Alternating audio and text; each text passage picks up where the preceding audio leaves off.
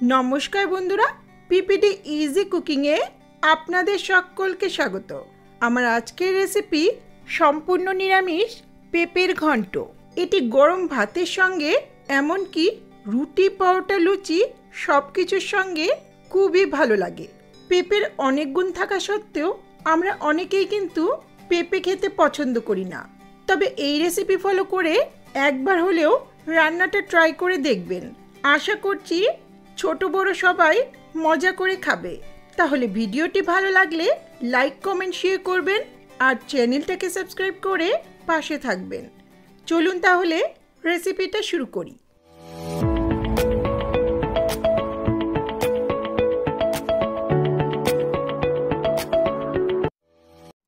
সবার প্রথমে এখানে একটা মিডিয়াম সাইজের কাঁচা পেঁপে নিয়েছি। এর পরিমাপটা একটু আন্দাজ করে নিতে পারেন। পেঁপেটাকে ভালো করে ধুয়ে এর খোসাটা ছাড়িয়ে বড় বড় টুকরো করে কেটে নিয়েছি।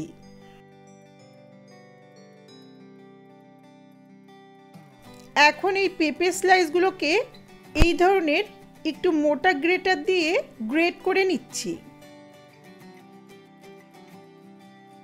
খুব বেশি মিহি করে গ্রেট করা যাবে না। মিহি করে গ্রেট করলে পেঁপেটা খুব তাড়াতাড়ি গলে যাবে।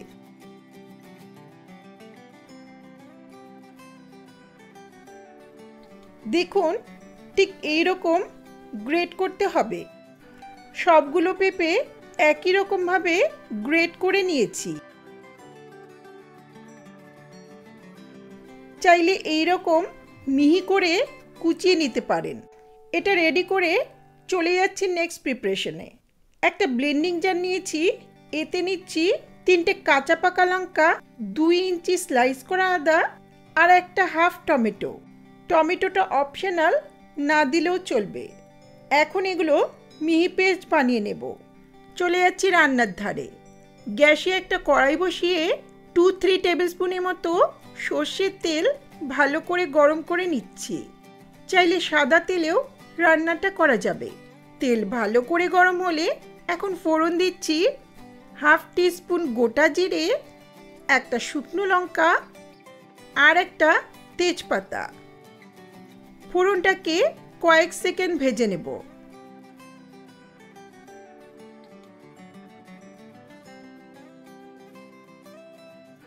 ফোড়ন ভাজার সুন্দর গন্ধ বেরোলে এখন ডুমো করে কাটা একটা আলু দিয়ে দিচ্ছি। আলু দিলে রান্নার স্বাদটা ভালো হয়, তবে চাইলে আলু ছাড়াও রান্নাটা করা যাবে। সামান্য একটু লবণ আর হলুদ দিয়ে আলুটাকে মিডিয়াম ফ্লেমে হালকা লাল করে ভাজবো।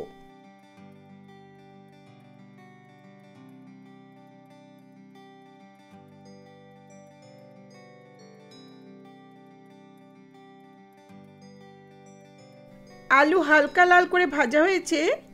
এখন আদা, লঙ্কা, টমেটোর পেস্টটা দিয়ে দিচ্ছি। ব্লেন্ডিং জারে অনেকটা লেগে আছে, জারটা ধুয়ে সামান্য একটু জল দিলাম।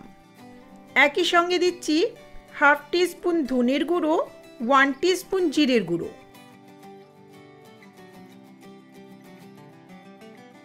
একটু নেড়ে নিয়ে দিচ্ছি হাফ টিস্পুন হলুদ গুঁড়ো।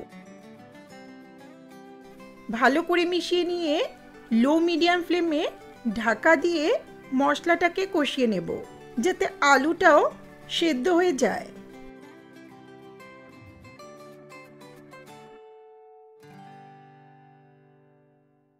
2 মিনিট পর ঢাকাটা তুলে নিলাম। মশলাটা কষানো হয়েছে, আলুটাও মোটামুটি সেদ্ধ হয়ে এসছে।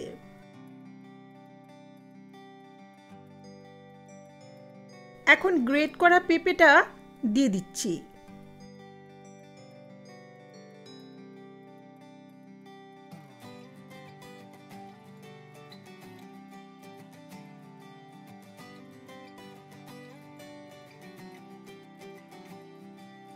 পেঁপের আন্দাজে দিচ্ছি স্বাদ মতো লবণ।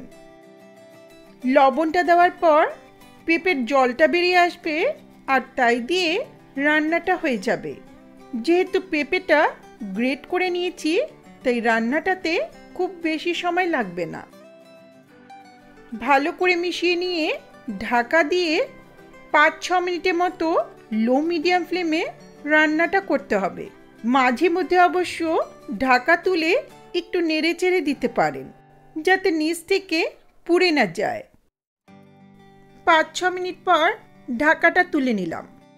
পেঁপেগুলো সেদ্ধ হয়ে গেছে, তার সঙ্গে আলুটাও সেদ্ধ হয়েছে। একটু নেড়েচেড়ে নিয়ে পেঁপের জলটা একটু শুকিয়ে এলে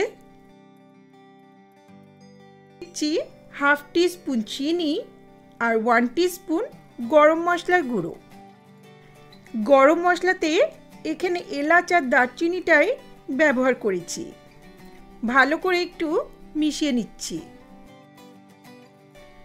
সবশেষে ওপর থেকে 1 টেবিল স্পুন ঘি ছড়িয়ে দিচ্ছি। নিরামিষ রান্নায় সামান্য ঘি দিলে স্বাদটা ভালো হয়। রান্নাটা হয়ে এসছে, আর রান্না করব না, একটু মিশিয়ে নিয়ে ঢাকা দিয়ে কিছুক্ষণ রেখে দেব। কিছুক্ষণ পর দারুণ স্বাদের পেঁপের ঘন্ট সার্ভ করার জন্য রেডি। দেখতে কিন্তু অনেকটাই বাঁধাকপি ঘন্টের মতোই হয়েছে। রান্নাটা এভাবে করলে অনেকে বুঝতেই পারবে না যে পেঁপে রান্না হয়েছে। এই পেঁপের ঘন্ট গরম ভাতের সঙ্গে খুবই ভালো লাগে, তবে লুচি পরোটা রুটি দিয়েও সার্ভ করা যেতে পারে। তবে আগে কখনো ট্রাই না করে থাকলে একবার হলেও আমার মতো করে রেসিপিটা ট্রাই করে দেখুন। আশা করছি রেসিপিটা ভালো লাগবে।